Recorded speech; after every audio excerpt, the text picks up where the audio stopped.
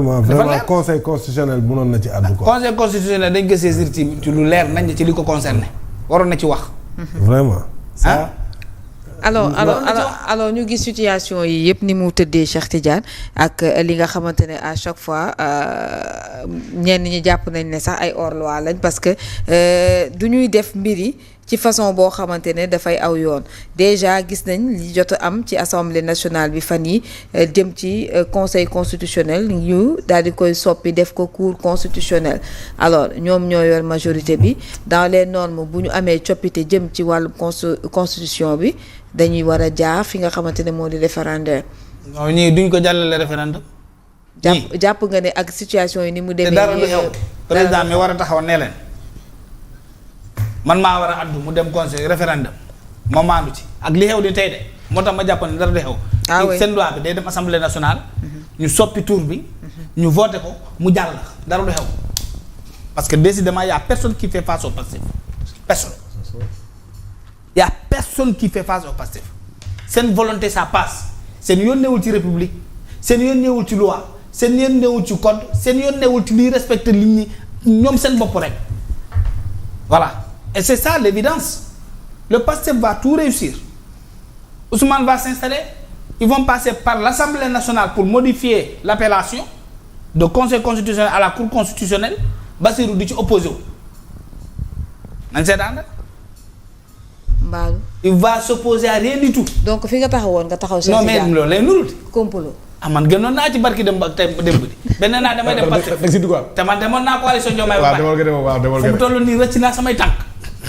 demoon naa coalition Diomaye de mais lu xew nii ah Pastef kat moo am doole man est-ce que jotul sax ma commencé di yónnee message Ousmane Sonko ah waa ji daa am doole de dafa am doole de Ousmane il est hyper puissant politiquement ni l'opposition ne peut lui faire face en tout cas du ñoom Amadou Ba du APR du keneen Pape Malick Ndour dañ ko ne coppandi yóbbu dara xewul du conférence de presse bu sérieuse du marche du dara man j'étais dans un parti j'aurais été dans un parti politique am li fi ñoom Pape Malick Ndour amoon ci ay ndombo tànk politique lu mu dee ma denc naa dara Pape Malick Ndour ñu jàpp ko kenn du ko jëlee ci biir kër gi ils vont passer par des jeunes que je vais mettre devant là-bas Ousmane këram la jóg dugg di Ziguinchor la ñibbi ñu barricadé un quartier entier du police du militaire du armée kenn ñemewu ko jëli mu toog ko le temps que ça lui plaît génn jël lancifière taxaw ci oto ne la marche de la libération romb policiers yi nii militaires yi Ziguinchor Sédhiou Tanaf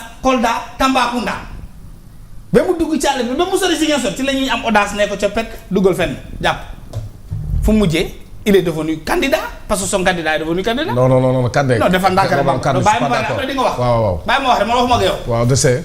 yaa ngi dégg man je rappelle des faits. waaw bien sûr. les faits li may wax ni mënoo ko dindi. bien sûr mais. Ousmane a défié tout le monde. il a défié la police à Dakar. il a défié la gendarmerie. waaw il a défié tous les corps. magistrats fu mujjee il est à l'Assemblée nationale président mais il n'a pas été candidat. non mais il est président. il n'a pas été candidat non yow man damay chronique. warante wu ma ak yow. ok day bàyyi ba après nga jël sa ok voilà chronique nag du werante.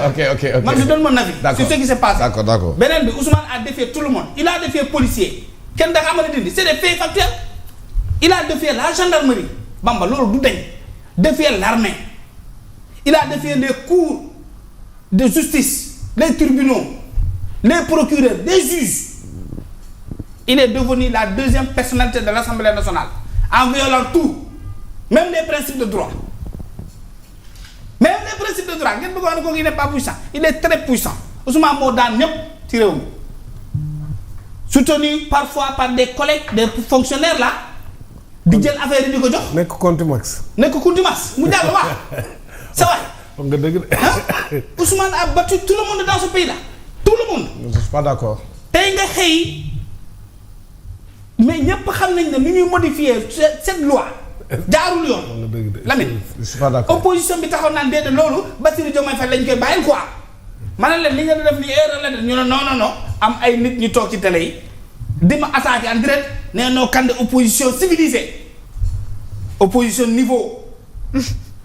yooyu la ñuy wax de xale ci réseaux sociaux yi opposition niveau opposition civile Ousmane Sonko lu mu teg mu jàll yéen ngeen naan opposition niveau Ousmane Sonko bu muy bëgg réew mi fii daa opposition niveau lépp la rajaxe ci réew mi c'est comme si les waa APR ñoom lu ñu daan tabaxee réew mi seen ndono alalu baay la quoi ngeen baal ma ci wax ji ndono alalu ndono maanaam ñoom ñoo ko moom banques yi ñoo ko moom seen waajur yi ñoo ko moom ngeen baal ma c'est une image que je donne xaalis bi ñu tam defaree BRT ci seen poche waajur yi lañ ko jëlee alalu famille lu ñu defaree terre ñu toog naa waaye ñoom duñu taal duñu yàq duñu defar dara kenn waxuñu kenn ne taal kenn yàq de mais dañ leen di wan Ousmane bu muy bëgg yéen li ngeen di wax ni moom moo ko il a fait face à tout le monde et aujourd'hui il impose sa force et cette force s'exerce même sur la tête du président de la République ah oui parce que fu président waree introduire recours daal bind communiqué ne def ma ko te war na ko def am na pouvoir bi présidence de la République moo bind communiqué ne nous n'avons introduit aucun recours. parce que day xaalal yoonam. mais loolu lay nurul di ça s'est passé comme ça mel ni de. aujourd'hui ce qui se passe c'est le conseil constitutionnel nee naa leen élection ñetti parti la avant la pendant la après c'est le recours vérification de conformité tout ça c'est les préparatifs le jour J c'est le passage à l'acte on passe à l'acte conseil constitutionnel lu ko concerné mu am sañ-sañ peñe si kiñam ba mu naay taxaw naan ma je suis incompétent on te touche sur un article constitutionnel. tu es incompétent. et tu dis que toi tu es incompétent dans tes propres compétences.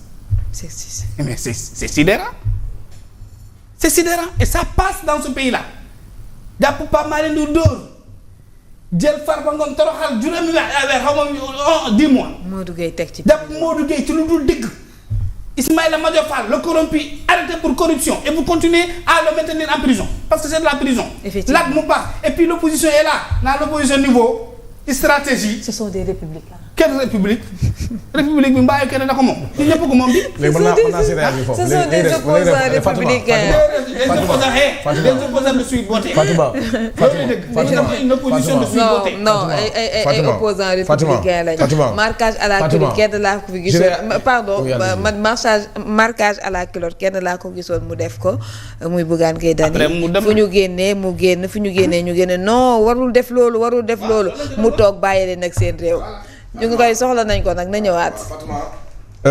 li Kande wax. man je suis pas d'accord si li mu wax. waaw. parce que xam nga gis nga l'État. il a ses propres réalités qu'aucun citoyen dans ce pays n'a. État il réfléchit dans la foule. Ousmane Sonko bi muy wax ne moom lépp li nga xamante ne moom mi ngi koy mbëbët mi ngi koy am. non quand il voulait être candidat. il n'a pas été candidat à nos élections présidentielles parce que tout simplement c'est dans l'opposition ba muy oppose moom Ousmane Sonko àgg na foo xamante ne l'État lui a fait face. très bien et puis ma ne jéemoon na fee nekk candidat moom moo bëggoon ne candidat en personne mais dañ ko li tax dëkk ko parce que dañ ko empêché parce que tout simplement conseil bi ñuy wax ak décision justice moo tax